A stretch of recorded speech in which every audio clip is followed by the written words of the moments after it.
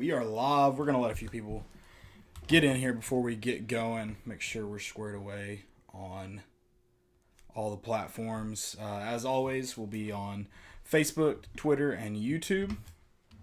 Make sure you reach out. Get on this broadcast somewhere, and then also share it. Hit that retweet or that share button or whatever, for whatever platform you're on. You'll greatly appreciate it. Greatly appreciate it. It'd be fantastic. Make sure we got everything squared away. Let some people get in here. Hope everybody's having a great Sunday night. It's beautiful. It's been beautiful weather. I hope you've been able to enjoy it outside. It has been nice. I don't know what everybody's been doing, but Went outside and sat a little while, but it got hot. That's pretty much all I've done is sat outside the past 3 days. However long we've had this weather now. Getting that tan on? No, not really. It's not been You're quite like that. You're under the shade. You're in the shade. Not necessarily, but, you know. What's up, Chandler? What's up, Tracy? Doing good. Hope y'all are doing well. Waiting for everybody to hop in here, and then we'll get going. No, I mean, it's just, I'd say I got some shade on, or some sun on Friday, but other than that, it's... Can you get you some of that real quick? No, I'm good. I'm clean. Oh. I don't want it. You just touched it with unwashed hands. Why would I do that? Oh, I washed them before I did that. That's pretty impressive. Kind of looks like you got a big old thing of lube in the back from the camera. It does kind of look a little weird. Probably in big hand sanitizer, in case you needed to know what it was. It leaves you no doubt. Exactly. It leaves you no doubt. Reddit did to do and welcome into more important issues. It is Sunday, April 5th. Hope you guys are doing well. We are on day 17 of quarantine, of social distancing. Day 17 without any sports. I watched it was actually heartbreaking. It was an E60 on a guy who was involved in the shooting of the esports place in Jacksonville. Oh, yeah. It was actually heartbreaking, but I was like, I'm watching a documentary on an esports guy. But it's very sad. You should go watch it. Why would I want to be sad? We're all looking to be sad or happy. It's just whatever you're feeling that day. Like, I feel like the sadness has already hit home, so it's... You want something else. You want something peppy right now. I mean, it's definitely like a redemption story, so it has that it's a comeback. Because, like, everybody's already depressed. If you watch something, you might be on, like, you're suicide depressed? watch. You should... Yeah, I'm depressed. You need to call There's, somebody? like, two things I need. It's, like, human interaction and sports. And the only time I don't want human interaction is when I'm watching sports, and I don't have either one of those right now. You don't want human interaction when you're watching sports? Like, I do, but I don't. Like, I don't at the same... When I'm actually watching the sport, like, I'm quiet, I'm... kind of to myself. So me and my dad are perfect for each other because we just literally sit there and when we do something good, we cheer and stuff like that. But a lot of it is just nervous, just kind of rubbing the hands. I'm excited to kind of talk about that nervousness here soon, but no, I'm different. I want 100,000 people loud and cheering the whole time. I cheer then. I guess I should say within reason. Like the Oklahoma game, I'd say I cheered the Oklahoma in 15. I cheered the entire time. Mm-hmm. So I'd prefer to be in the crowd. Oh, watching sports on TV is fun, but I'd rather be a part of the crowd. I'm with that too, but I'm just like I'm in the crowd, but I'm not a loud person. You're not involved. See, I'm involved. I want to start a chant. Oh, okay. I want chants all the time. I'm a part of the wave. I hate in basketball and football that we can never get good chants started. Nothing. Not even a good defense chant. When's the last time you heard a really loud defense chant in Neyland Stadium? For some reason, our fans are all about just the... But by the time it gets to the point when you need... Yeah, that's all we do. Yeah, that's a lot of And everyone's like, bring back third down for what? That was the worst thing for Vol fans, because then they just kind of just waited for the beat to drop. And it either never did because the play got going too quickly, or it was like after the play was already called in. Hey, don't you be hating on third down for what? Third down for what was awesome. I disagree. That's my hot take for today, I guess. Oh, wow. Because it didn't get it got the crowd involved, but it didn't get us any louder.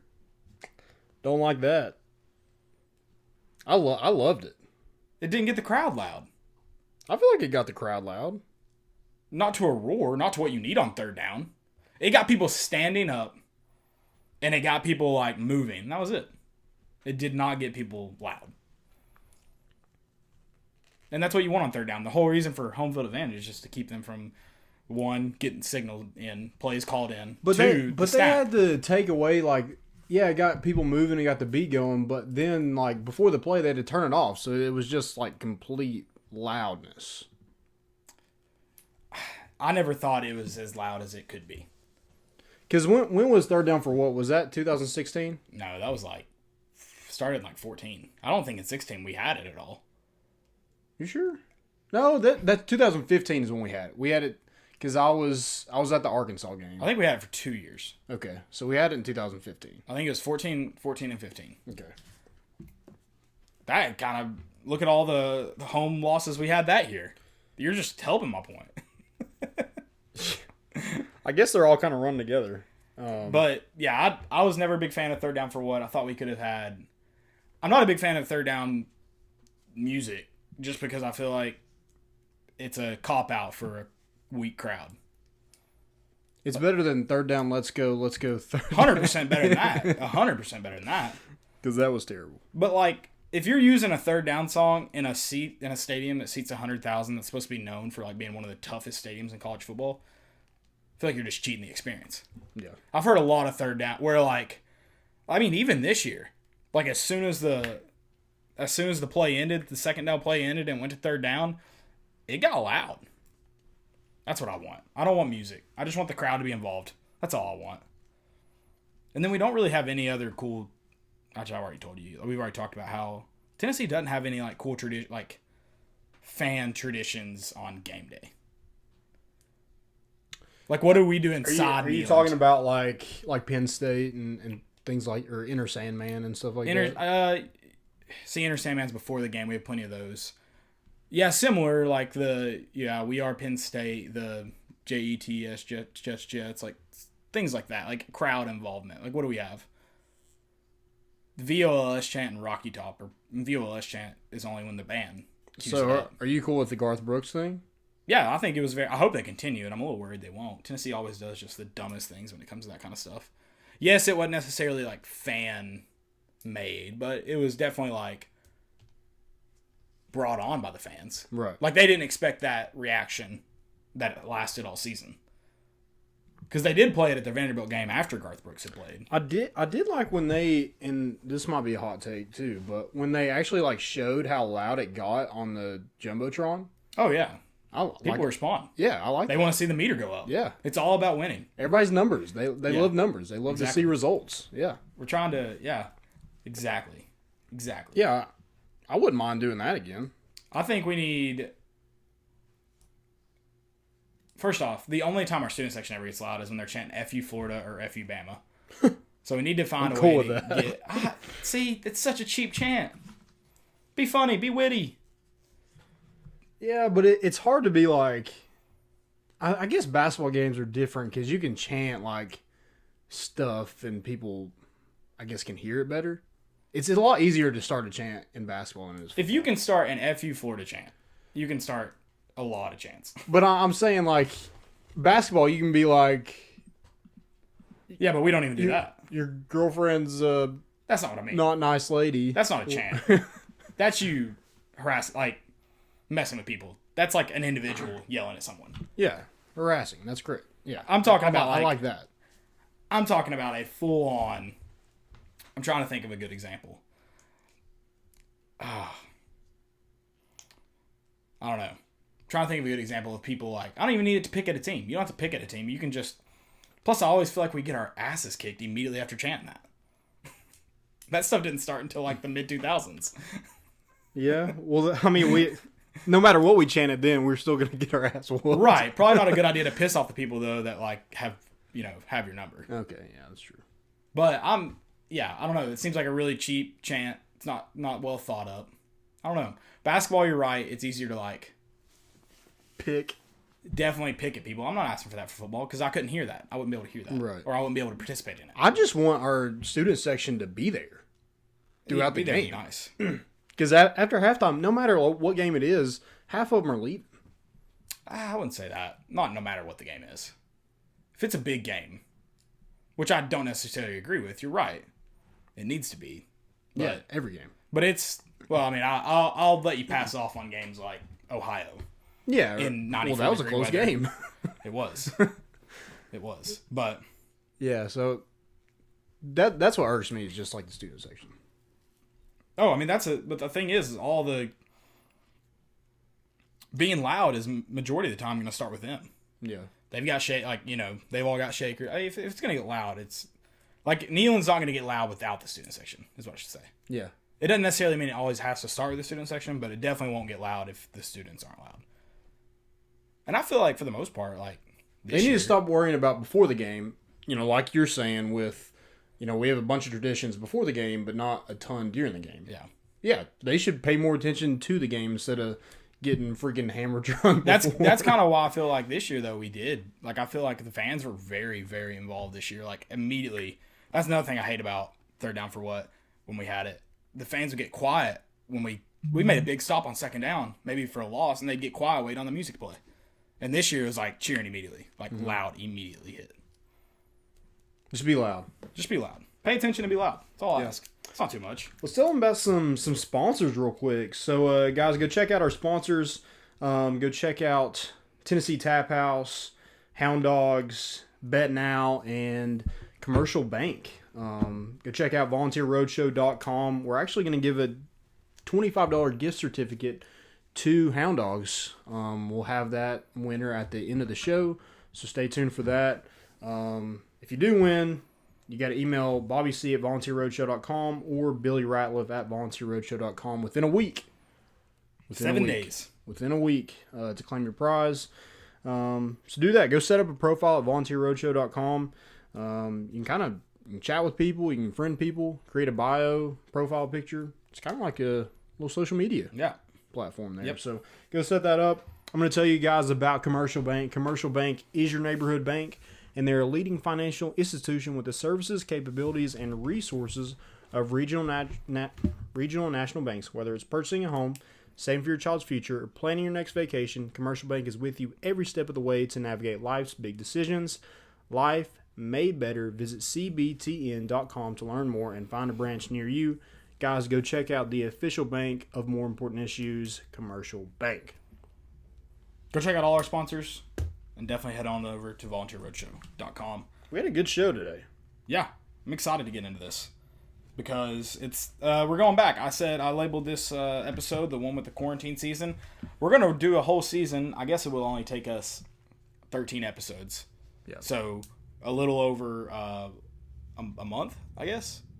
No, month and a half to go through the 1998 season. But we're going to watch a game from each season before we do an episode and review that game. Look at that game. I feel like I've watched a lot of sad games. Not too many. But I've tried to watch games that I watched the 15 Oklahoma game because I wanted to hear. I didn't watch that game on TV. Like, I've seen highlights, but right. I've never seen that game on TV. Well, that's a lot of home games. Like, we don't watch them on Right. TV. Or we have to go back and watch it. But some of those games that you lose, you don't really want to go back. And typically, I'm just flipping through the highlights, even in if I rewatch a home game. But I just want to see how loud it was, especially. And the Syracuse game was pretty loud. The Carrier Dome was pretty loud. Yeah, I was pretty impressed. But yeah, I went back a couple weeks ago and watched probably a couple days ago. Everything feels so long. What's up, Luke Thomas? What's up, Slim Mosley? Feels so long, but yeah, I went back and watched the Oklahoma game a few days ago, and it was very loud. So I've watched some very depressing memories. So we're gonna watch some good memories from a season that we did not lose. We won a national championship behind T. Martin and defensively Al Wilson, Raynoch Thompson, Deion Grant. Dude, Raynoch Thompson hit people so freaking hard. Oh, dude, like it's launched every time. Yeah, like I don't know how he hasn't killed someone on the field. Dude, that's what I was when I was watched the Arkansas game. Just the fact that how fast we were on defense.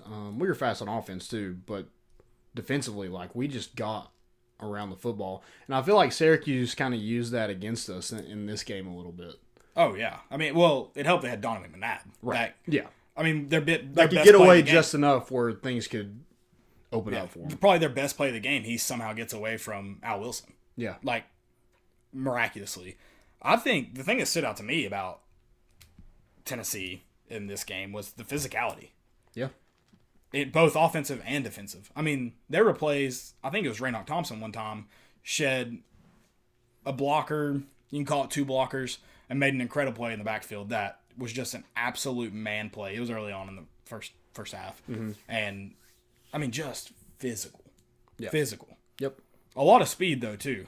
And smash mouth football. It wasn't just like there was so much speed and talent on the field, and for them to just play smash mouth football. Just watching these games, you know the history and everything from it, but then you learn of how much the game has changed over the past 20 years. Right, and I don't think there's not a chance I've watched every game of the 1998 season consecutively. No. I've never done this, so I'm excited to do this and excited to watch each game, every snap individually with the broadcast. Shout out to Larry Smith on YouTube. Yeah. First off, my man. I haven't watched any more besides Syracuse on YouTube, but it seems to be very well done and edited. So shout out to him for that. I don't know who you are, but it's fantastic. What's up, Tony? What's up, Herbert? Is that on Facebook? Yeah, no, yeah, this is on Facebook. If you got any questions or any comments about the 98 season, make sure you drop them in the comments. We'll share those as we go through the Syracuse game. I should have gotten the date on it, but obviously the Vols and Syracuse faced off in the September 5th. September 5th. Yep. In the opener, season opener.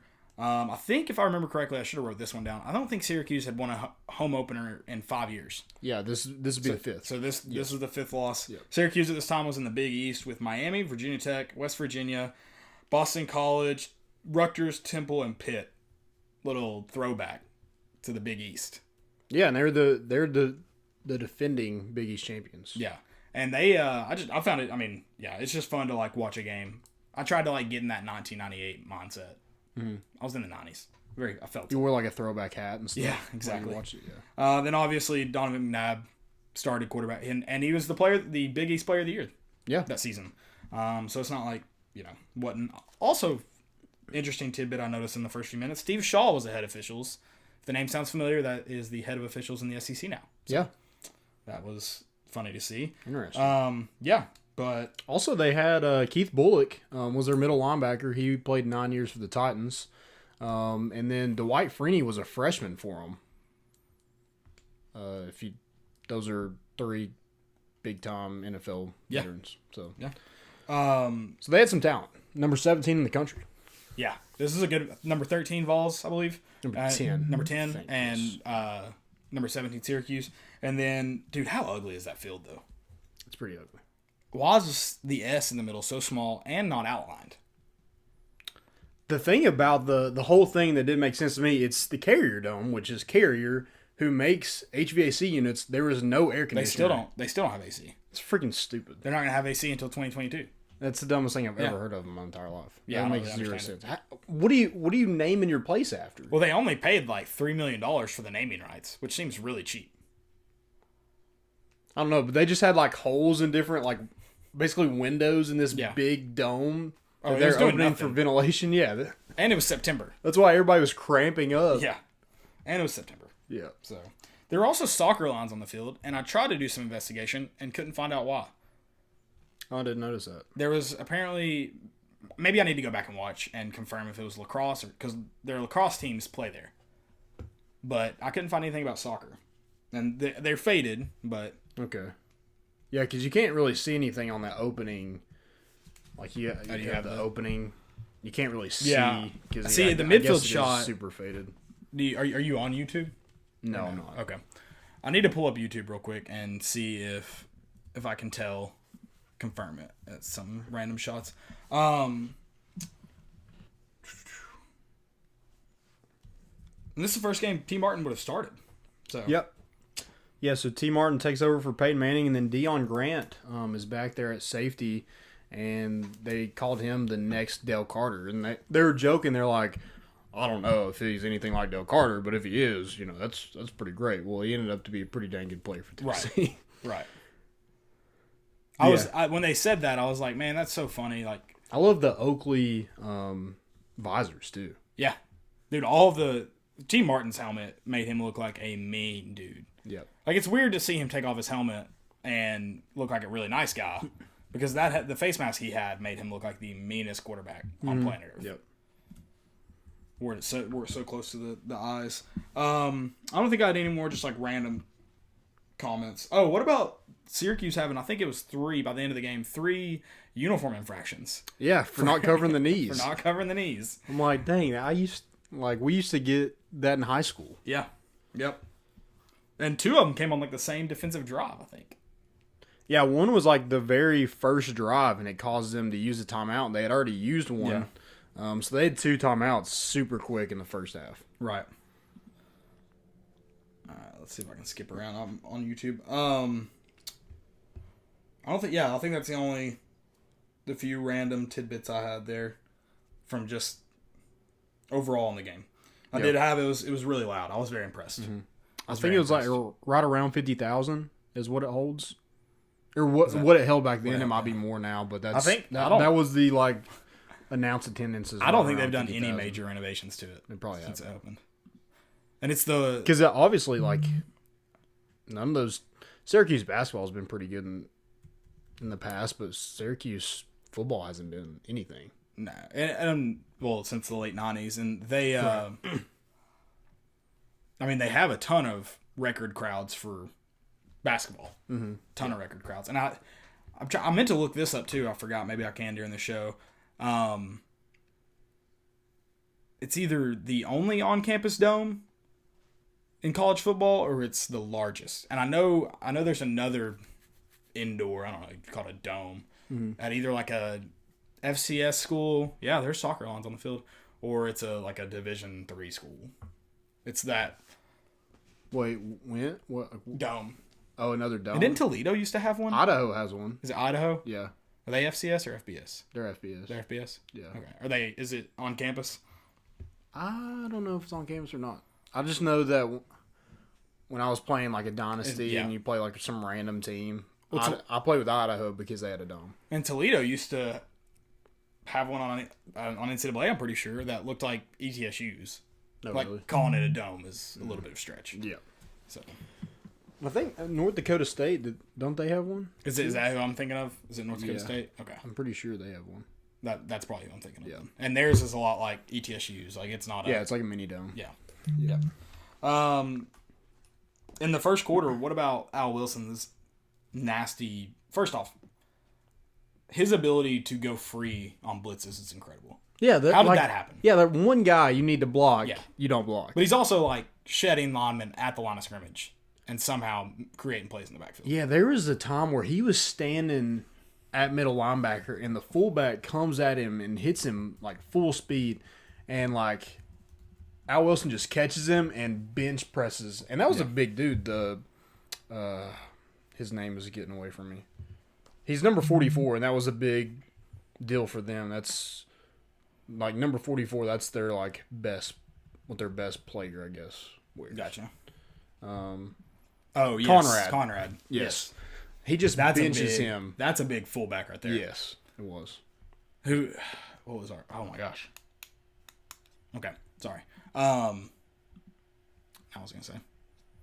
Oh, Sean Bryson, who lined up for fullback for us a lot. Very big difference. And in size. Bartholomew. Yeah. Yep. But Bryson like ran I think they mentioned the game. He ran a 4.5. Yeah, I mean he was a tailback converted to fullback just because he was bigger. And that and like Jamal Lewis. They needed a fullback, and he was able to play that position, and then he ran the ball a lot. Mm-hmm. It wasn't. I mean, he was used in the run game, not just in blocking. But Al Wilson had a forced fumble early on that I think McNabb recovered. Then we get the ball and a flawless first drive. Yeah. I mean, could not ask for anything more in an offense. Ran the ball well, threw the ball well. Dude, just Jamal Lewis was so physical. I think it was the first drive. He probably could have. He may have been able to make a move and go, but he just ran through it, dude. Well, like if we just ran the ball if we did not throw the ball one time, we'd probably win by more. Interesting. I was kind of thinking maybe if we threw the ball a little bit more. Really? Because we only threw the ball like 17, because he had 141 times. Yards. Jamal Lewis did? Yeah. I mean, I just was thinking we were being really one-dimensional about halfway through the third quarter. And a lot of when it started kind of falling off the tracks. A lot of his yards came in the that last drive. Yeah. Because they were tired and he was just wearing them down. But I mean, it was just complete physicality dominant. It was a fun game to watch. And it was fun to watch. You talked about how you and your dad are always nervous. This is a fun game to watch because it was like, you're nervous, but you also know the outcome. Right, yeah. You know it's never in question. I was a little, you're sweating a little bit, but you're like, I know the win. I know we win. So it's okay. Something's going to happen. Yeah, it's okay. But yeah, that first quarter ended in 7-0. That was T. Martin's pass to Peerless Price. So T. Martin, was it his first touchdown pass? It was the season, I guess. Yeah, it definitely wasn't that season, but I don't know if it was of his career. I'm really not sure. Right. And then they tied up in the second quarter, 7-7 on a tight end throwback. Dude, and they tried to run that waggle play in the fourth quarter. Yeah. And they got sniffed out pretty easily. Steve Johnson. Yeah. But yeah, they did try to, that little tight end waggle got him wide open. I mean, the man had time to pull his pants down. Yeah, he was buttoning. Use the restroom, pull him back up. He had a TD in 97, so. Okay. Not his first touchdown. But yeah, that was a really nice play that we were unfortunately not able to stop. Yeah, Donovan McNabb, he went on after this game to finish 5th in the Heisman. I couldn't find his. Or no, I did.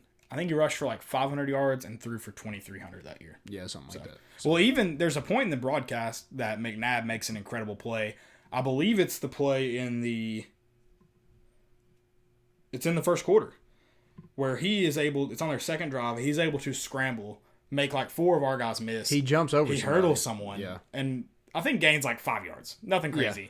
And I think the announcers at that point make a joke about, you can go ahead and hand him the Heisman. Yeah, sorry, Ricky Williams, you can just hand it over. Yeah. No need. So, he was definitely a serious contender. And I'd say this game, it'd be nice to have Twitter back in 98, because I'd say this game you're probably tweeting if he had more help from the rest of his team, that he wins that game. Oh, yeah. So, because Tennessee's defense didn't play bad in that game, but Donovan McNabb gave them everything. We didn't want any more of Donovan McNabb. No, I was very happy that this is not a guy that played in the SEC. You didn't have to see him 4 times. Right. So, but I'm sure him running around. I'm sure that game, he was a little sore after that game, taking hits from Raynoch Thompson and Al Wilson. I was thinking, dude, how sore did everybody have to be in the 90s? Oh yeah, some of the hardest hits I've ever seen. I don't know if it's just there was a couple plays where they were just like all in the backfield, and it was just 11 on 11, like in close quarters right here between the what's it called? Tackle box? Hashes? Hashes, yes. I couldn't think of it. Yeah, and in between the hashes, there was 11 on 11 going that hard in that close quarters. I mean, similar to I can't remember if it was did we have a QB sneak for a touchdown? Or was it for a first down? Regardless, it was. Yeah, we did. T. Martin did do quarterback sneak. So on that quarterback sneak, I mean, there was no doubt in the house that ball was going, in the A gap. Yeah. And just our offensive line outmanned their defensive line. Yeah. I mean, everybody was loaded in the box. Mm-hmm. Yeah, that's what made it 14-7. We actually scored with 53 seconds left. They go down and kick a field goal as time expires. So in 53 seconds, they go all the way down the field and kick a 38-yard field goal. Yeah. That's how the half ended, 14-10. Then they score again, or they kick another field goal and make it 14-13. Jamal Lewis has a 2-yard touchdown with 5:28 left, and then Jeff Hall kicks a field goal. So that would make it 24-10. What about Steve Johnson had a really nice strip on Conrad. Yeah. Without replay, that the refs got right. It was close. It was close. They got it right. Yeah. They got it. There was another play late in the game they got right. That was, I think it was the pass interference that kept our on go-ahead 4th and 10 drive before the end of the game. Was it the last drive? Was it the go-ahead drive? Yeah, that was it. Okay, it was 4th and 10 on our side of the field, and he tries to throw that curl route to Cedric Wilson, and the guy gets there too early. Yeah. And then Spencer Riley with the fumble Ruski play. I don't know if he still coaches at Jeff County or not. He did coach at Jeff County. Oh, really? I didn't know that. He's the head coach. I don't know if he. I would assume that's the same Spencer Riley, for sure. So surely that was like they said they believe it wasn't designed. I'm gonna go with since it's been an outlawed play for like at this point 20 years. Yeah, probably more than that. And I'm gonna go with it was definitely just a bad snap that went wrong. And how did he get the ball? I guys- don't understand how he got the ball from his nuts to his hands so quick and take off running. I think the ball bounced. Oh, bounced up to I think him. it dropped and it Okay. bounced up to him. Okay, that makes sense. I couldn't tell. 'cause Yeah, you couldn't the tell replay angles, anything. like, there's one angle that I think would have been good for it, but a guard is in the way. Yeah. And I think that you would be able to see. So, anything else I wanted to add to that? I don't know. It was a fun game to watch. I'm excited to watch I believe it's the Florida games up next. Yeah. Yeah. So, that'll be a fun one to watch. They took the lead with 9:49 left. They took the lead 27-24. And then T. Martin, he struggled during the game. I forget what his he was 9 for 26, 143 yards was his total stat line. So he struggled a little bit, but when Tennessee needed a play, T. Martin was making the play. He had that 55-yard rush on 3rd and 10 to keep the drive alive. I think we go down in... What drive is this? So this is after they score. So it's 27-24. We go down and score when he throws the fade to Peerless Price. The play before that, he throws it to Copeland, and he comes down, but his butt is out of bounds. Yeah. And then he throws the next play to Peerless Price on the other side for an 8-yard touchdown. That puts us up 28. Or, I'm sorry, that's not right. 31-27. And then I couldn't believe just watching the game, like McNabb threw for 300 yards. Yeah. Like I was thinking the way they were lining up, and I didn't really know how many yards he had before I watched this, but them running that like option style offense, I was like, oh, he's going to run a lot more than he throws. Right. But he threw for 300 yards. I was expecting him when I looked at his season statistics to have more than 500 rushing yards, just based on improvisation alone. Right. But I guess sacks and all that gets counted against quarterbacks' rushing yards, doesn't it? Or it used to? Maybe it doesn't anymore. Yeah, I think it goes toward their passing yards now. Okay, it goes to their passing yards. A sack, yeah. Really? Okay, I'm pretty sure. So he had in this one he had 16 rushes for 17 yards. But yeah, he was 22 for 28 for 300 yards exactly. At one point, he had like 3 incompletions. He had like 20. I'm sorry. At one point, he had like 20 attempts, and he had like 3 incomplete. It was like 17 and 20. Yeah, just a wild stat. Randy Sanders calling in plays for T. Martin. Yeah, and Cutcliffe up in the box. Yeah, they didn't show Cutcliffe. They didn't show Chavis or Cutcliffe any, but Sanders made it on the broadcast several times because they showed Cutcliffe in the fourth quarter. Okay, him up in the box calling I know they showed Syracuse box often. Yeah, they did. But they showed the reaction after they called that pass interference yes, goal. that was pretty good. Also, you know what else I miss? The guy that follows Fulmer around with his what connects his headset. Oh yeah, miss that guy. Miss him. That was a good time, I'm sure. He got his face out there a lot. I'm sure, just from pictures of Fulmer. Another game I was watching, this is a couple nights ago, was the 2009 Alabama game. Mm-hmm. This reminded me because of the headsets, and our headsets go out in the first opening kickoff. Kickoff gets delayed a few minutes trying to figure out the headsets. I hope that the Twitter and Facebook at the time, I don't remember this, went crazy with conspiracy theories about our headsets not working. Oh yeah. Regardless of the football rule that Alabama wasn't allowed to use it. That's a rule, but you think we could just have one of those phones that JT Shrout picked up and call up there? I hope so. I hope we found a way to make our headsets not work, but communicate to each other just to piss off Saban. I hope Lane Kiffin cheated that game. We sent somebody to the Dollar Tree and get some walkie-talkies. Or do we have baseball signs? Can we binoculars just Exactly. Yeah. Exactly. That's what we need.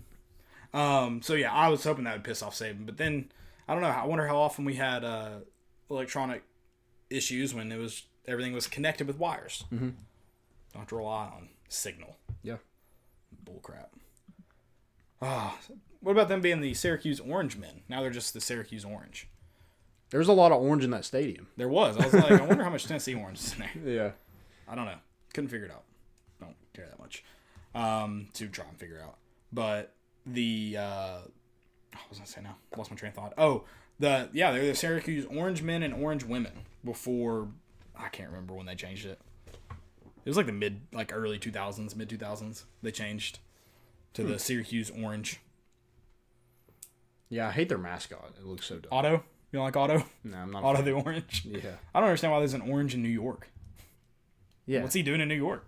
Be an apple. Be the red be. or something. Yeah. Yeah, maybe there's something to that. We just don't know what it is. The orange? Otto? There's got to be something, I'm right? sure there's a history. Yeah. I'm not willing to look it up. I just don't care. Now I have to go. I'm going to remind myself. I've got to go figure out why those soccer lines were on the field. I was like, I wonder if there's like a New York pro team or something that has played at the Carrier Dome, like semi-pro team or something. I don't know. Also, their lacrosse team, when I was looking up information about the Carrier Dome, their lacrosse team has won 14 national championships. I don't know how easy it is to win a national championship in lacrosse, but it seems pretty easy. Are you just going UCF route and just claiming titles? I'm thinking wow, way to give Alabama the automatic cop out there. Come on. You got to call them out on that. Also the Syracuse Crunch play a new... I'm surprised somebody hasn't claimed a national title yet in basketball. At least it's a joke. Yeah. Tennessee should do that. That's a joke. Yeah. Like we weren't going to make the tournament. Yeah. They need it as a joke. In 2014, though, a hockey team played a game at the Carrier Dome. Oh, but that was cool. Yeah. Did it melt the ice? I feel like it would. Probably. It was so freaking hot. It was only November. They were playing in a pond. Yeah. In the third period. Exactly. You got anything else about the Syracuse game, then? I just like the last drive. I just want to talk about it. That, so it was fourth and 10. Like I said, T struggled. He was overthrowing receivers. This was his first start, and seeing him hold up the national championship trophy, you think of T. Martin. He's not going to struggle in this game against Syracuse, but right. This was his first start. It was, it does take into perspective of how important a quarterback is, and a veteran quarterback at that. Oh, absolutely. Because they kept calling him a young quarterback. He was like a junior, but he had never started before. And they were pretty high on him, too. They talked about how intelligent and tough he was. But, yeah, I mean, overall, he'd never started a game. Yep. So, 4th and 10. Those are the curl route to Cedric Wilson. The DB gets there a little early, and they call a penalty. And that's what kind of killed Syracuse was just penalties. They had 8 penalties for 79 yards. We only had 3 for 20.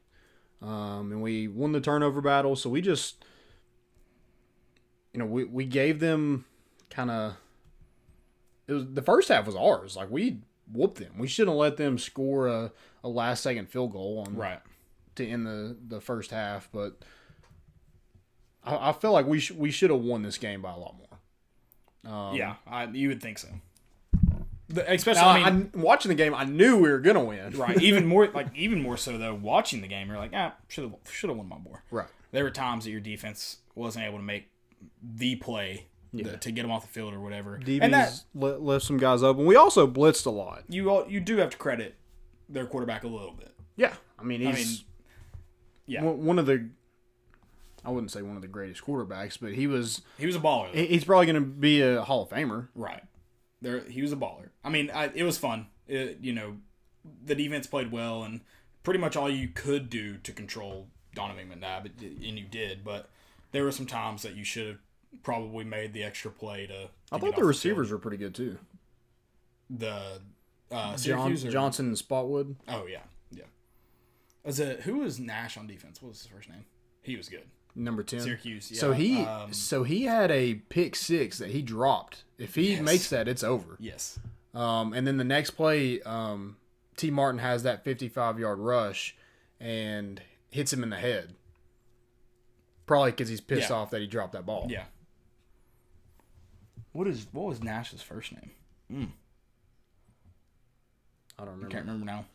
I just remember Keith Bullock looked huge. Yeah. And I mean he looked huge when pads are smaller. When he had big pads, he looked massive. There were a lot of big dudes. I would not want to get hit by Raynog Thompson. I mean, Al Wilson for sure, but Raynog Thompson looks like he would not think twice to just not like decapitate you. Absolutely. It's just incredible the sound every single hit of his made. Yeah. Like if he didn't have a good start, didn't matter. Concussions were not a thing. If he was wrapping the guy up, it still somehow sounded really loud. It was incredible. Oh, I saw a lot of so McNabb and T. Martin were obviously on the run a lot and throwing balls. When they would throw and somebody would hit them and they had hit them like right up in the helmet and nothing was called, I was like, man, that was fun football. Oh, they got hit a lot. A lot. They talk about that at some point in the broadcast, how many hits T. Martin has taken. So they talk about that plenty. But Jeff Hall with a dong punch for the win. The dong punch from, was it 19 yards? Let's see. It was short. 27. 27? It was short. I was thinking it was like one of those. But any game winner's a dong punch, right? Oh, yeah. Nah. I don't know. Any game winner's fun. You punched Syracuse in the dong. They didn't win. Oh, yeah. Oh, yeah. Good start. 1-0, baby. Yeah. That's all you can. We'll do the Florida game on Wednesday. We're just gonna watch it with us at some point before the next game. Before the next podcast. Watch the Florida game, and then we're gonna talk about it like we're living in these awesome times. Absolutely. Even though we're not. Unfortunately, sorry. I don't know what to tell you guys. If you don't want to watch it, go do something productive. Go drink a beer. That's not productive, but I'll allow it. Okay. I'll allow it. Just sit by, make a fire, and drink a beer. There you That's productive, right? Making a fire? Sure. You did something. I don't know what you're producing, but yeah, sure. Warmth. You are. Okay, fair. I'll allow it. I said I allow the beer only. But you're right. You want to do something productive. Do something productive and then during the day, and then watch the game. Yeah. I fell asleep actually watching the Syracuse game. I was so tired last night, so I watched the rest of it this morning. Okay. Fell asleep at halftime. All right, Tennessee student. Pretty much. Most underrated Vol. Moving on in the show, most underrated Vol. This one was tough for me. I feel like the Vol fans do a good job of appreciating. Yeah, that's what makes it hard. Theirs, appropriately. Mm-hmm. So I got a couple, but my first one's gonna be Casey Clausen. Yeah, gotta be. Because I feel like, which is weird because I feel like a lot more people appreciate him, especially when you talk to people. I feel like a lot more people appreciate him now than when he was actually on campus. Yes. Okay. Yes, absolutely. But I mean, in fairness, which is kind of weird because T. Martin had won a national title since Casey had been on campus, but everybody's searching for the next Peyton Manning. And it was like when Casey was gone, we were still searching for the next Peyton Manning. I was like, I mean, we could just find a Casey Clausen and win plenty of football games. Yeah. We're definitely going to win on the road. Yeah. Yep. I grew up a big Casey Clausen fan. Like, that was the jersey, because that was my age. Like, that was the jersey I bought as a kid. But it was so weird going from Peyton to T, because T could run. Yeah. So you went from a guy that didn't run at all to T, and you're like, oh, okay, running quarterbacks are awesome. Then Casey Clausen, he's not running either. No. So it was just a weird time, having a Heisman candidate, then win a national championship, and then you have this kid from California with spiky hair. You're like, oh god. But yeah, everybody loves Casey now. Right. And they should. Yeah. Casey should be loved. He won football games. I think we had Bobby Graham on the show a little bit. Which, did you see Bobby Graham on the sidelines, any? I wasn't paying attention. Okay. I wasn't looking for that. I saw him twice. After Peerless Price's first touchdown, he's with all the receivers. I almost said I bet he's in that group. That group was funny to watch after the... Yeah. I mean, I guess you could tell maybe some of those guys... There's a lot of personality. Yeah, maybe some of those guys hadn't been on camera yet because they were giving shout-outs to their boys back home. Yeah. Where was I? Oh. But yeah, Bobby Graham said it the best. He was like, Casey just won football games. Like, it didn't have to be pretty. It wasn't anything special. He just won football games. Yeah. That's why I guess everybody loved him after the fact. It was maybe hard to watch sometimes, but at the end of the day, he was gonna win. Yep. Exactly.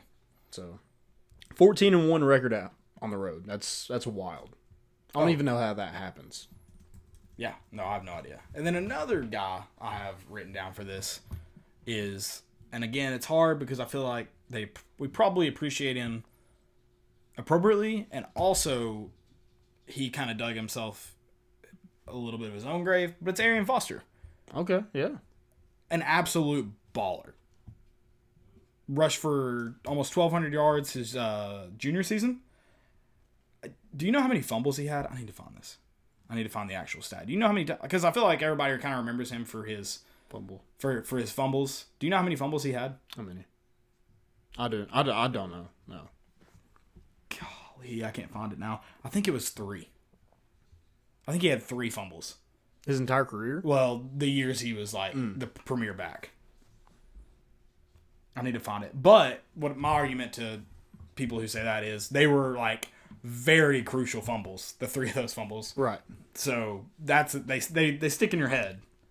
But he didn't have a lot. That's what makes me feel so bad for Austin Pope. He had a good year this year, but he's always going to be that guy against Florida who fumbled through the end zone. Somehow. Ugh, I gotta find it now. I'm not gonna be able to.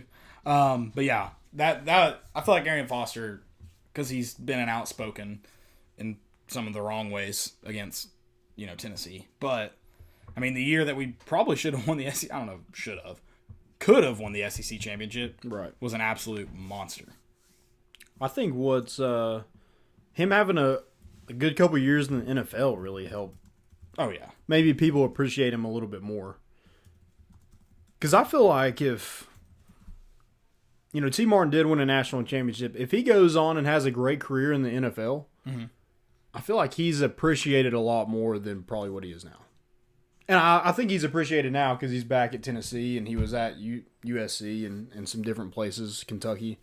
So a lot of people kind of thought that he was mad at Tennessee because he didn't get the love that Peyton Manning got. Right. But I feel like Peyton Manning's went because it was so much more because he went to the NFL and had a great career. And he tried to be involved with Tennessee afterwards too. He was constantly here. So yeah, and it had to be difficult because he had to go and Peyton Manning came back, but T. Martin was trying to work and right. And he started his career coaching, so he was at different places. Yeah, so it was kind of difficult, but I feel like you could put T. Martin in the underrated.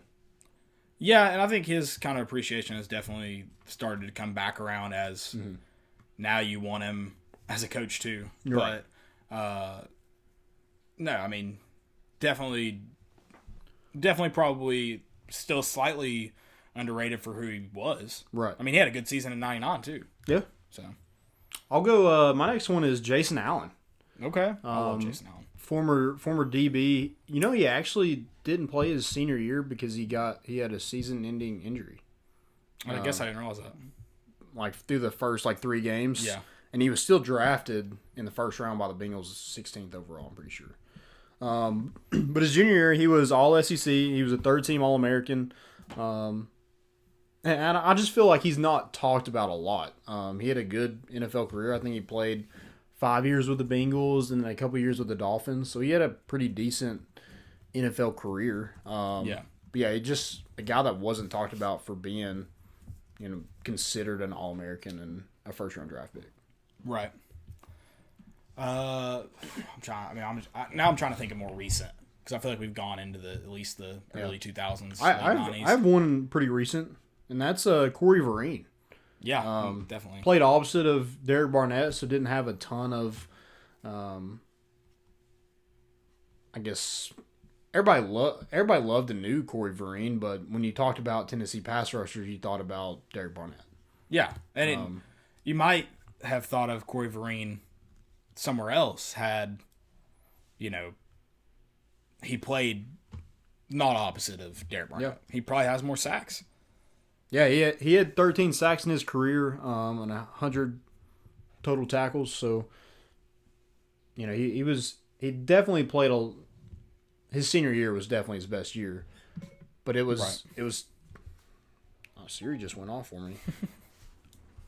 And you could maybe argue that he got loose because they were double teaming Derek Barnett, but when you have a guy opposite like that, that makes your team so much better because you can't double team one guy because the other guy's going to get loose. And that probably helped Vereen too a little bit. Yep. When they would have to shade to Barnett's side, you're freeing the backside open. So that probably helped him, but he was a plenty good enough player that probably excels if Derek Barnett's not his co-host. So Right. if he doesn't have someone else to dominate it.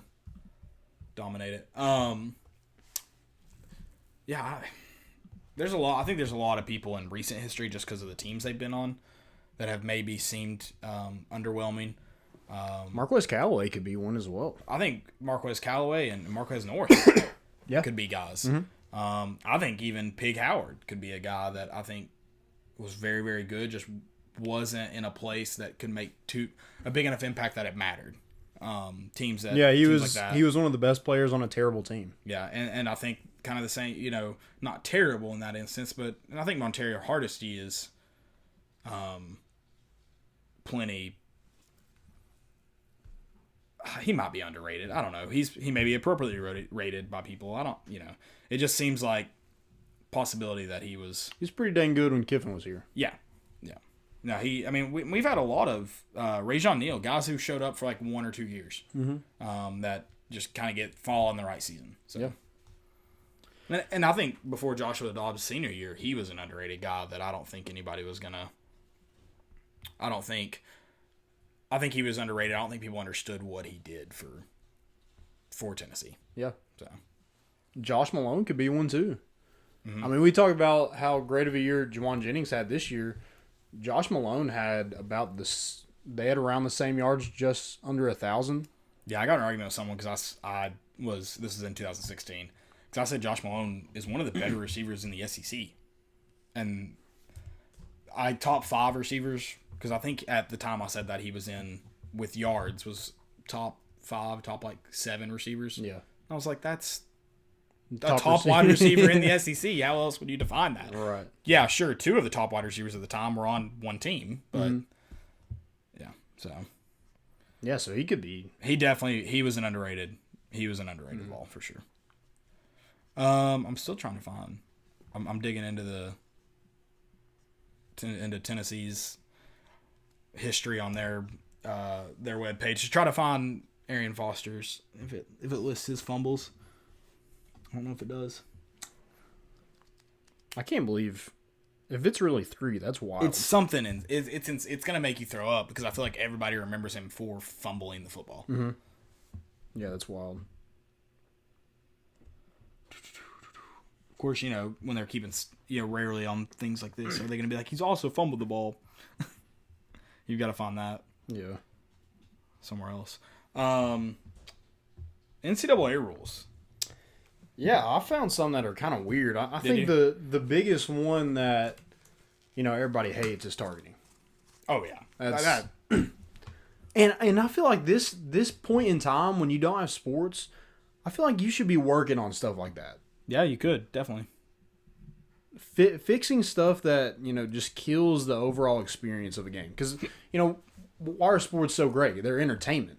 Right. Make it more entertaining by fixing stupid rules. The targeting in theory is a good idea, but it's got a long way to go before it's actually good. Right. Yeah. It's just terrible. The consequence outweighs the safety of it. Just a whole game that doesn't make any sense. For it's incidental it's not even like I thought they corrected it this year. You're only out for a half. So like if you got thrown out in the second half, I guess it was a full game. Yeah, so you're out for that half in the first half. So it's 2 halves. Yes, is what it is. Okay. So yeah, that is stupid. It should be 1 half after your violation. So if you're thrown out in the first half of the game, you should come back in the next game. If you're thrown out in the second half of the game, you come back in the second half of the next game. I think 1 half would be. And I like they did change that you no longer have to leave the playing field, which I never understood. It wasn't like they were trying to fight people. It wasn't like they were a danger to fans or players alike. Yeah, they're going to target somebody else on the sideline. Exactly. That doesn't make any sense.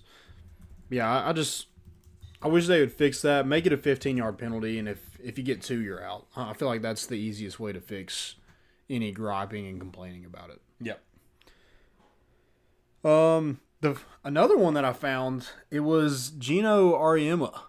Okay. And a rule dedicated to him? It's I give him kind of a pass on it because I feel like it was reasonable what he did. So, when Monet Davis played in the Little League World Series and she had a good pitching performance, he calls her and congratulates her. Well, that's a NCAA violation. Was she from Connecticut? She was up north, I'm pretty sure. Maybe not. I don't know. I don't even know where she might not be. But it was an NCAA violation because you can't call them until they are a junior in high school. But you can offer them. You can offer an 8th grader. Yeah. But you can't call them. That doesn't make any sense. That's why I don't have an issue with it being him calling a girl or whatever. But I have a bigger issue with you can offer somebody. You can mail them, text them, but you can't physically call them until they're a junior in high school. That doesn't make any sense. I don't think you can actually text them individually. Okay, so it has to be just from the school. I guess. It can't be from somebody. Okay, because I don't think you can communicate with them until... How do you offer? That's what I'm saying. I don't know. Do you just make... I think Lane Kiffin, when he offered... what was that kid's name? Oh my gosh. Who was it? He offered that guy his first year at Southern Cal. He offered that 14-year-old. I think he did it in a YouTube video. I don't think he actually... I don't know how it works. I have no idea. So dumb. Yeah. No, there's definitely a lot of dumb NCAA rules. I need to go find it. The article again. Oh, here it is. It's the...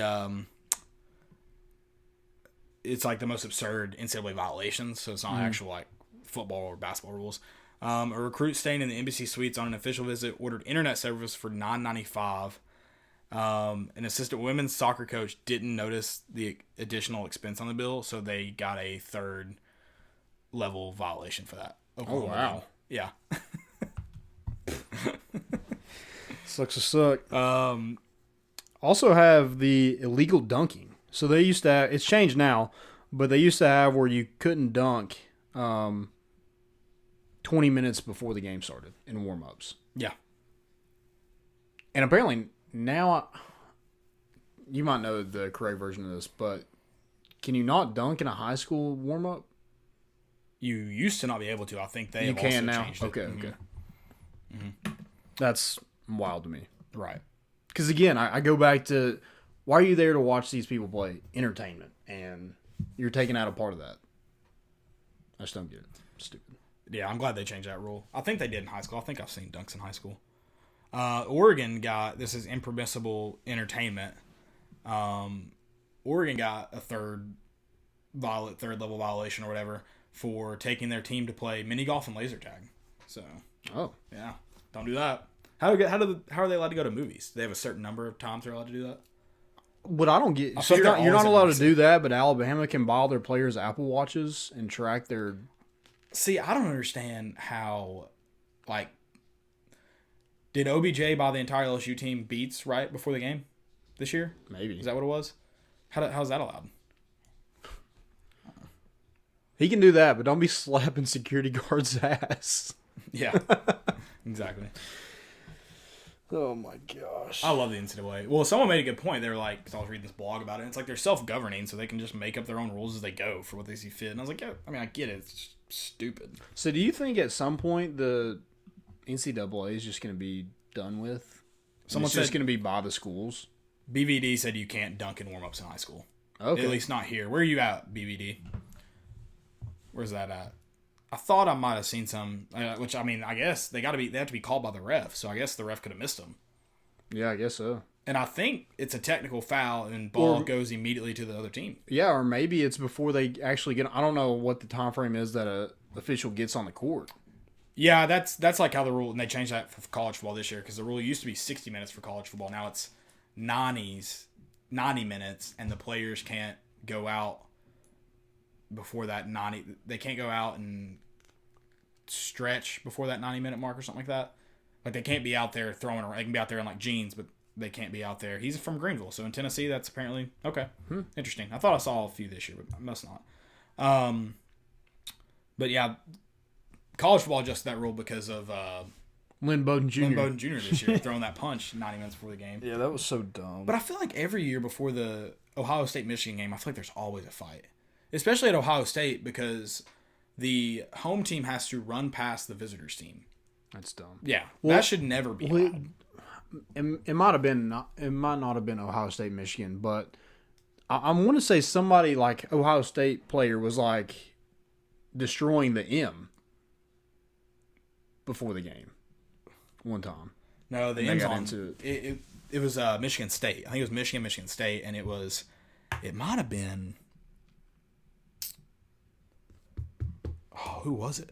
But I believe it was Michigan State. Okay. Michigan's turf. Okay, so that wouldn't be doing anything. Yeah, I think Michigan State's grass. And yeah, I believe they're out there destroying the logo, which I'm like, you got to run on that later. Right, yeah. That's a torn ACL waiting to happen. Exactly. So, whatever.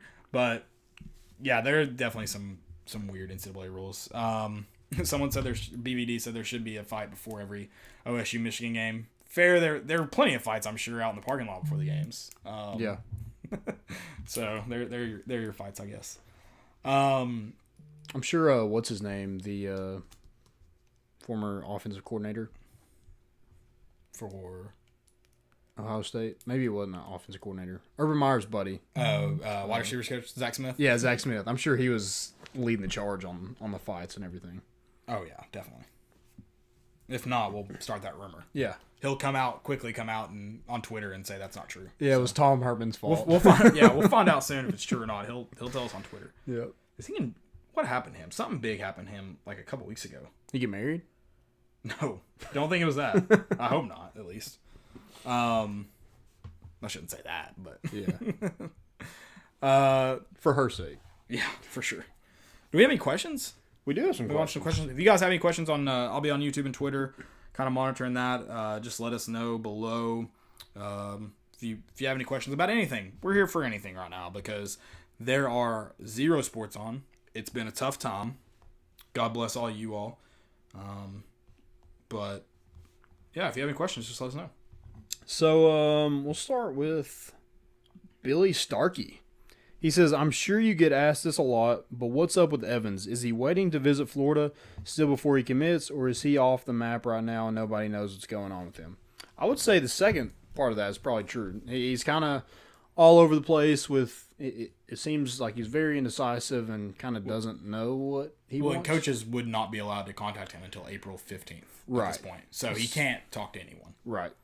And I think it's, at this point, what's the point in doing a commitment? Like, you can literally just wait it out and show up on campus. He was going to show up probably in May anyway, so, I mean, I don't even know if that's going to be an option. Right. But I think he just has to wait until he can't be getting recruited right now. Yeah. So.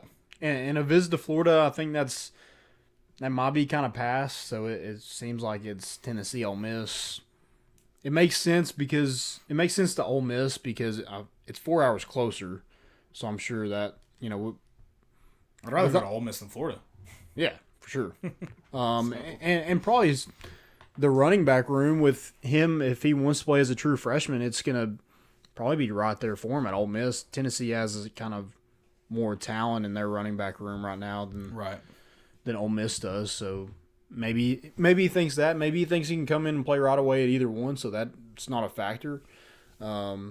He does practice with his 7-on-7 team in Nashville, so I don't know if that helps Tennessee whatsoever. I don't know. It's kind of with all this coronavirus. No one knows anything, so same with Zach Evans. Nobody knows anything.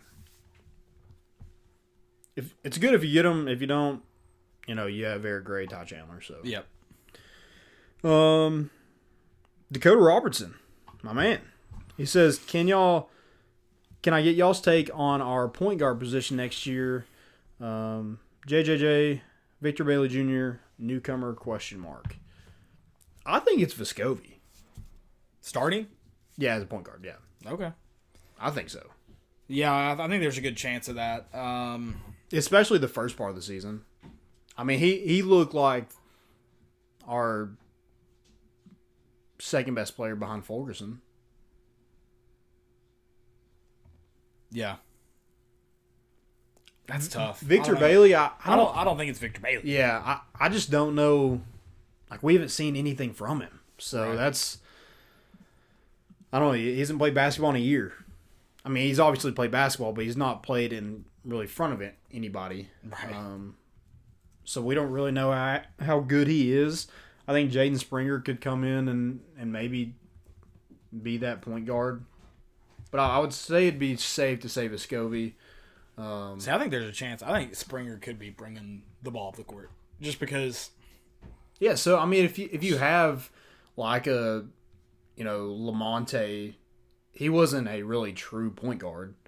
So if you have maybe Vescovi and Jaden Springer, whoever brings the ball up the court, I don't guess it really matters who the point guard is. Right. But it just makes more sense to me. Vescovi has, some. I mean, I hope Vescovi's at the point where he can complement, and I think he's probably pretty close. It sucks that he doesn't get at least one more game, I guess, but he at least will get a full November this year. Yeah. So that's in December. So that's good. I think it's good to have options there because last year we were talking about we didn't have really any options. It was Lamonte Turner, and that was kind of it. And I think there's a chance JJJ could be the starter. Like, I don't think he's out of question. Yeah, I think next year you're gonna have a lot of small ball. Yeah. Because you're so guard heavy. You have, like you say, Triple J. You have Victor Bailey Jr., Vescovi, and good Lord, I couldn't imagine if they gave the basketball players an extra year and we got Bowden and possibly Turner back. Yeah. That would have been wild. But yeah, I feel like you're going to get a lot of 4 in, 1 out. It's probably going to be Fulgerson. You're going to get probably a lot of Pawns, Keon Johnson, Jaden Springer, Vescovi. Maybe Victor Bailey Jr. is good enough to get on the court too. So you're going to have a lot of options there. Down low, not so much. No. Nope. We had a question on YouTube from BVD. I'll come watch a broadcast first off, or stream. We'll come do that. And then second question, best sporting event you've ever attended. He said that's the topic for tonight. So he's going to ask us the best sporting event we've ever attended. I went to the 6 overtime Arkansas game, so that's probably up there for me. Yeah. I would say when we beat Florida in 2016, that was a fun experience. Yeah. Just beating Florida after the years and years. Dude, I don't know. I've been to a lot of good sporting events. I'm trying to think of like the best one all around. I don't know. The Kentucky game was fun this year. Yeah, I think I call it the best. That's the thing I'm trying to determine. Like, I've had a lot of fun experiences at games. Yeah. You've also got to combine it with the win because obviously, and then you got to combine it with, I feel like the before. I feel like the before's got to be good. It doesn't have to necessarily involve tailgating and all that, but like a good something happen before the game. That's fun. I'm about to think about that. I'm gonna think about that and I'm gonna respond later because I don't know yet. Because like I had the game environment of the 2015 Oklahoma game is without a doubt the best environment I've ever been in. He said non-Tennessee event. Oh. That makes it really interesting.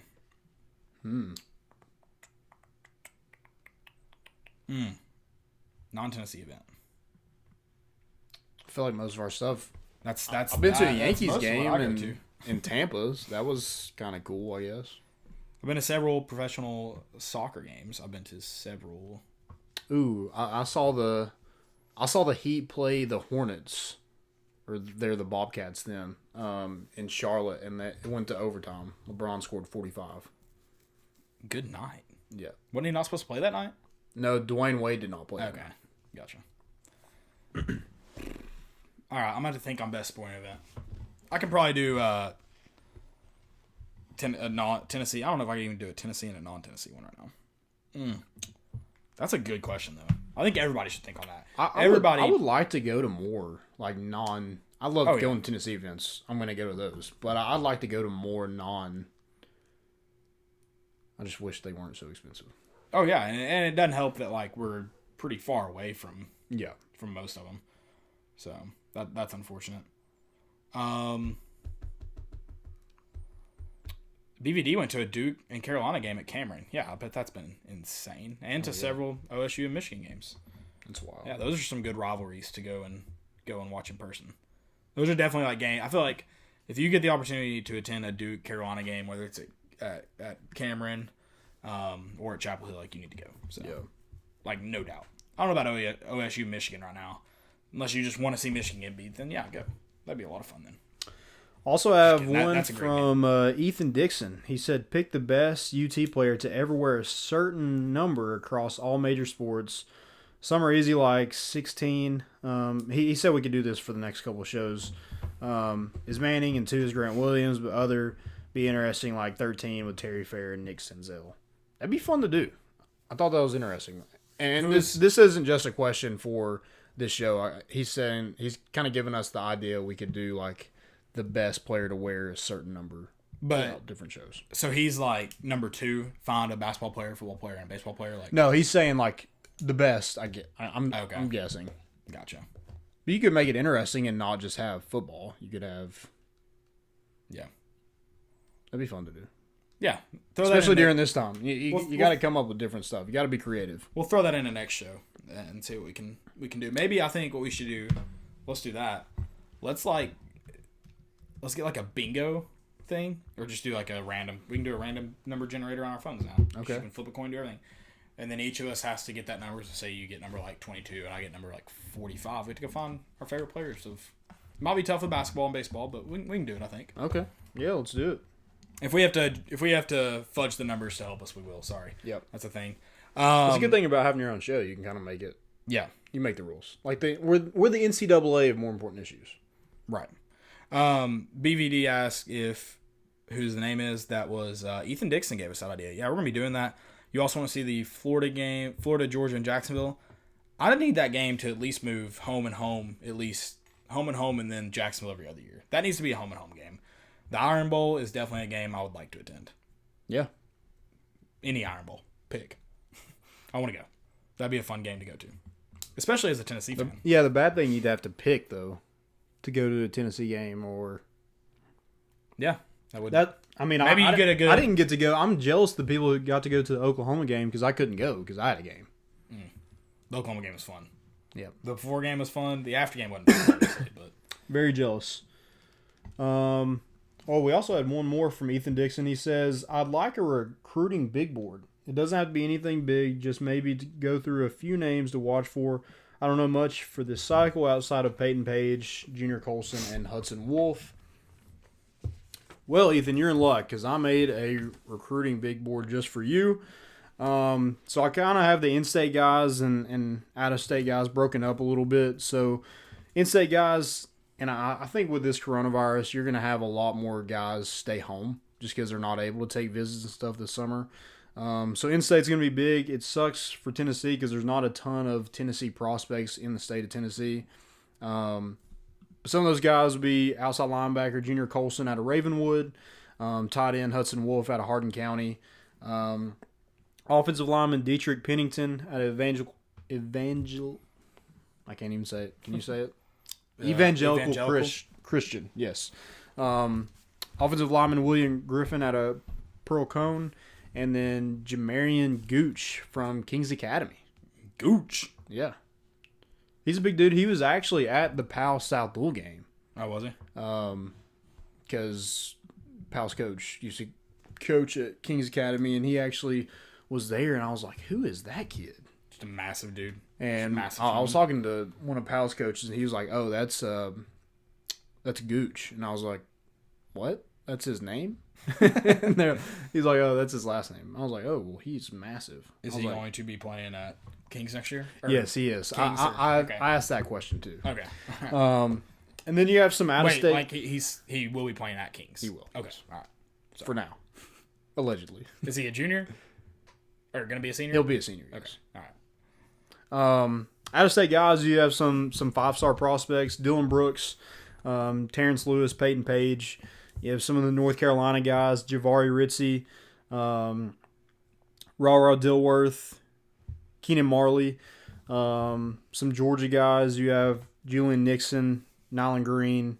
You have some quarterbacks: Christian Valou, who actually had Tennessee in his top 4 today, with Penn State, Duke, and Clemson.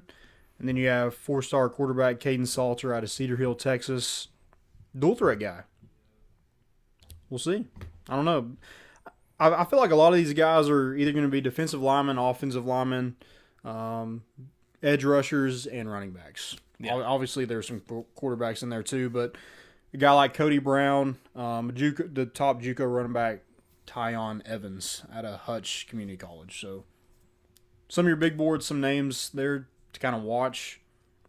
Everything's kind of at a standstill right now, but there's, I guess, a little bit of communication. Right. A little bit of recruiting going on. You mentioned it with JUCO, so I want to ask, where is Last Chance U going this year?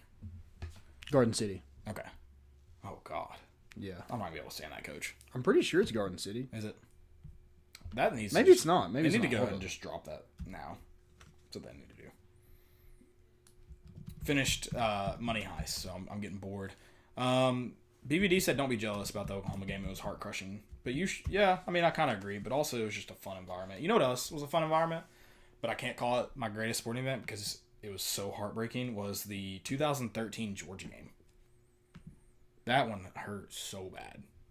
Oh, the Pig Howard. Kneeling got so loud. I was hugging random people, kissing random people, kissing babies like the Pope. It's not Garden City. It's Laney College. Gotcha. Out in California? Yeah. Yeah. But yeah, it was a great experience, terrible game. Great experience, terrible game. So, kind of, I guess, similar to the Oklahoma game in that sense. Yeah. I'm trying to remember what other games were fun that year because Georgia would have been home. Georgia, I didn't get to go to. I was at a freaking wedding. That would have been a great game to be at in 2015. Oh, yeah. We were actually going to go. You were going to go? We were going to go? No, 15. Oh, not 16. 15. I'm I'm thinking of Auburn. We were going to go to Auburn, but we had 17. Yes. We had a wedding. Yeah. 18. 18. Yeah. Yeah, sorry. Yep. Yeah, that was... I've only... That's still hilarious to me. We beat Auburn with that team. Oh, God. We got blew out by Vanderbilt, and we beat Auburn. At Auburn. We went to that Vanderbilt game. We did. I'm so glad. I just forget that sometimes. I'm like, oh, yeah, I did go to that game. And some security guard laughed at me because I was being so sad. I was like, thank you. I appreciate it. I was joking about hanging myself, and she was cackling. I was like, all right, well, Thanks a good lot. to know where you stand if I decide to take my life tonight. Some breaking news. We got a commit today. You got Chase Bishop, the 3-star athlete out of Independence High School in Tennessee. He's a 2020 recruit, so he will be part of this 2020 he committed class. just now? Is that what you said? Sorry, I was reading that. He did commit. I'm not sure if it's a preferred walk-on, but he is a 3-star. He does have a couple. Michigan offered him recently. A lot of his offers are from 2019, 2018. He did take an official visit to Ball State. If the name sounds familiar, his dad is Blaine Bishop, who played for the Titans and was a 4-time Pro Bowler. Okay. Dang. Where does he go to school in Nashville? Independence. Okay. Yeah. So he plays some big-time football. I mean, I don't know what exactly he's going to play. I think he plays DB and receiver. I don't know. He's fast. He's 5'11", 175. I feel like we have a lot of those slot types, so maybe you see him on the defensive side of the ball where his dad played. There you go. I don't know. I got a text back from Adam because I asked him about the fumbles. He's like me. He couldn't find the college again, but he thinks it was fumbled 7 times, lost 4 of them in his career. Wow. That's wild. Arian Foster. That would be wild, too. Yeah. If that, I don't know if that's a stat. He can't find it either. I was not able to find it. If I am able to find it this week, I'll try to remember on Wednesday to bring it up. But it certainly would suck to remember a guy like that if it's only lost 4 fumbles in his career. If he averaged 1 fumble loss per year. Yeah. Well, Big Howard, like, everybody's going to remember that. Oh, yeah. He's a great player for us. What sucks about that play, too, is it's like... I'm sure there's fans out there to this day that are like, oh, I hate him for that. I mean, I'm sure it's few, but I'm sure there are a few. But it's like, you can't blame him. Dude was just trying to make a play. Yeah. Dude was just trying to make a play. And he was half an inch away, if that. If he was a really good play. If he was just a little taller. A little taller. His name's Pig, man. What else can you want from him? Yeah. What was it? Alton Howard. Wasn't he supposed to play on the Memphis? Did he play on the Memphis Express? Wasn't he supposed to? Yeah, something like that. Gotcha. Well, that's what we really need right now is the AAF or whatever it's called. Yeah, just guys going out there just freaking launching and targeting. Is that what it was? I honestly watched like half of 2 Oh, games. I don't know if that's what it was. I just want to see something. I wonder if that's what that one football league is like. I don't know what it's called. We'll talk about it. I wonder if we'll watch a game. Yeah. We'll do that. Hopefully our boy, is it Larry? We'll have that up on YouTube too. Larry, hopefully. Larry Smith. You got anything else for fan questions? That's all we got. Try to be on YouTube and Twitter. We didn't have any. Sorry if I missed any from Facebook. Facebook kind of let me down. Let me down, Facebook. Let's see what you got. Bring in some questions while I'm going to show you all our villain bracket. I forgot to add in that we're in the championship, but we are. With SEC officiating winning and Butch Jones. Botch Jones. I think SEC officiating may win this. You think? I think there's a good chance. I feel like it's going to be a good matchup. Yeah, I'm excited. So Landon will put that out tonight. Yep. Tonight, we'll vote on it till Tuesday afternoon, I guess. Tuesday night, something like that. Yep. So yeah, we'll send that out and then make sure you go vote. I am personally putting my vote towards Butch Jones. I don't know where you stand in this. I think SEC officiating will win, but I personally... Yeah. Butch Jones. Got to be Butch Jones just for what he did to the program. I mean, is he still getting a paycheck during this pandemic? Oh, I'm sure. Okay. I'm sure. That hurts. Thankfully, the months are going by slow, and it's a monthly check, so maybe he won't get the next one. I don't know. No, there's nothing going on to make any revenue, but we're still paying Butch Jones. We still got to pay him. You know what's sad? Tennessee's supposed to be playing Tony Vitello's alma mater, Missouri. We'd be in the game 3 of the series. Kind of sucks. I feel we would have swept him, so let's just claim that. Yeah, claiming Let's claim that we swept Missouri today. Yep. Finish off. Probably that was at Missouri too. Yeah, it was gonna be. At wow, what a win for the baseballs going into Missouri and getting a sweep. Missouri's sitting in second place in the SEC East right now. So for the baseballs to go in and complete a sweep after Friday night, having to really fight to barely win 3-1.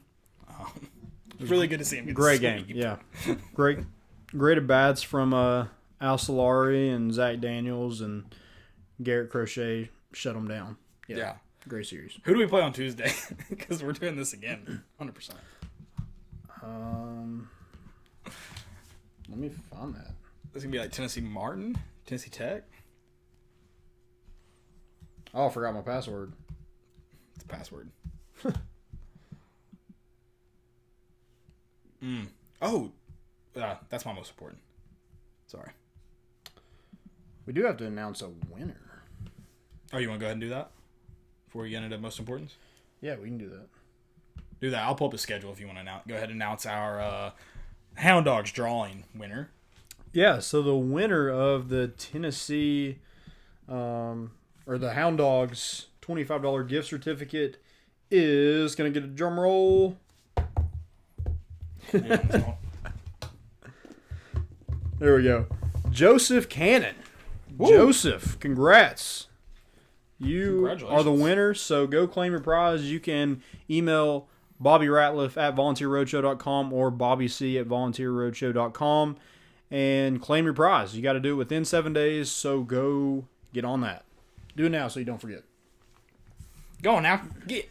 Yep. We play Alabama State on Tuesday and Wednesday. I'm going to kill them. So I can't wait to talk about both of those games. Yep. The one on Wednesday will be going on while we talk about it. So I'm predicting like a 17-1 victory. We need to find a way to get a PS2 and the NCAA games. Oh, the MVP baseball? That's what we need to do. That'd be awesome. I freaking love those games. Generate them. Yep. Segments. Most important of the week. Most important. My first one, Tamika Catchings. Head to the Naismith Hall of Fame. Who's she catching that Hall of Fame? Yeah, she is. She very much is. I like that. And then getting a lot of people calling and congratulating too. There's been some cool stories. My first one is ABC's much-needed 10-part Michael Jordan documentary will air on April 19th.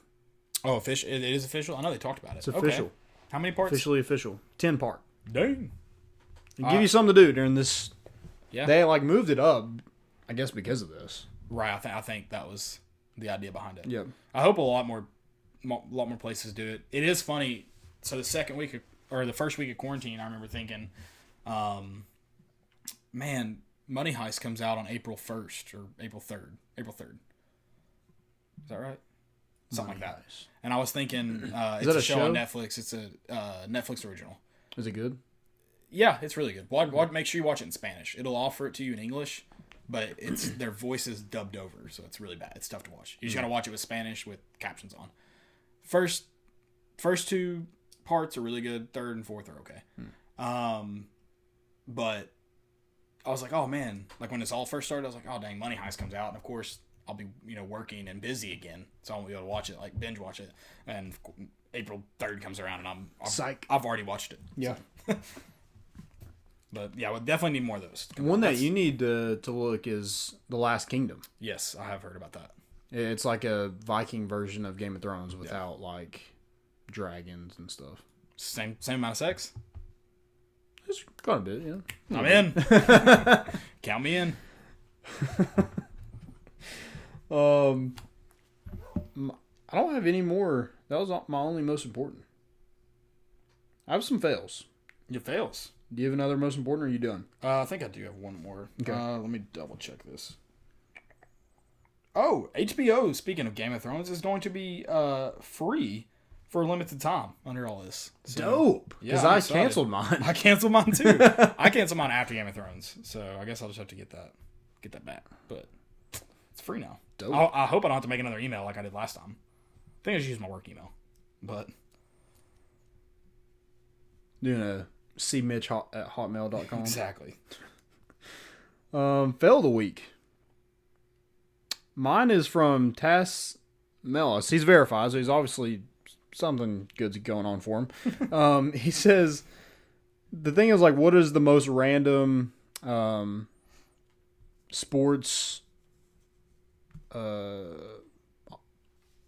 memorabilia that you have? Oh, okay. And he was like, I have a at Vince Carter signed program I paid $125 for in a silent auction.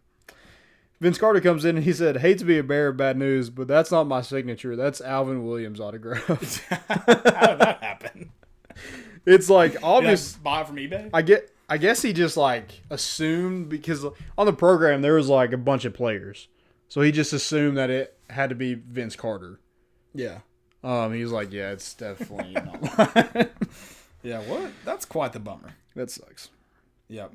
I'm going to go with my main man. This should probably be a stupidity, but we'll keep it. O.J. Simpson. Is it? Oh, I got duped. I'm out. I should have looked at the at name. I was duped. All right, we're stopping there. I thought he did it as a joke. Nope. He tweeted, I did it, #April Fools. I was like, yeah, man, maybe don't do that. So I have an O.J. Simpson thing, too. But a real O.J.? But a real O.J. He said, I was walking and someone called me Carol Baskin today. Y'all need to stop playing. And somebody... No, see, yeah, that's not... It's not him? No, I think he's verified. Oh, my God. I think we've both been duped. Let me check again. Well, somebody was like, man, if I was you, I would have stabbed him to death. But that's just me. Yeah, he's at the real OJ32. At the _OJ. Oh, yeah. Dang it. I know, I got duped dang too. It, dude. We both got duped. Sucks. Dang it, we're the by fails. different tweets. By different tweets, same Twitter account, different tweets. Oh my Dang it. gosh. You know what that... You did it. Sick. We've been duped. That stinks. It does make me sick. Yeah, that's tough. That's tough. That's all I've got. Did you see Brian Maurer's header picture? No. What did it change to this? So it's a... Is he drama filled or what? Yeah, he is a little bit. But this guy, I guess, added him and said, dog, you have 0 competitive fire. You already locked JG as a starter. Like, what? That's not the kind of mindset I want as my team's starting quarterback. I'm just saying. Nothing against you. It's just you. First of all, it's weird. Who sent that? Some easy money Peyton. He says, nothing against you. It's just you and JG don't have that it factor Harrison Bailey does. The only thing keeping us down is quarterback play. Last year was horrendous. The Harrison Bailey, something. It goes on and on, but he only had room for that part. Is it his burner account? No, like his Twitter. I know. I'm just like acting like it was his burner that tweeted it and he screenshot. Oh, it might have been. Yeah, that would have been fun. Yeah. Interesting. I like the fact that he's using that as motivation, I guess. But we don't need to see it on Twitter. Yeah, just let it be. Just let it be. Because not everybody thinks that. I think the fire that Brian Maurer has, I think everybody loves that. Oh, yeah. No. Absolutely. But I just thought it was dumb. This guy said, nothing against you. It's just you. JG. Nothing against you. You just suck. Okay? I don't hate you as a human being. You're just a shitty person. Yeah. That doesn't make any sense. Same amount of sex? Oh. What a time to take on that. Yeah, you could definitely pull some audio out of here and make me look bad. I'm going to do like a whole video of some of your sayings. Yeah, I think my life could be on the line. Did you see my tweet today about my nieces and nephews? Yeah. Yeah, I just walked in. They're and plotting on you. I walked in and someone was like, "Are you?" What'd they first say?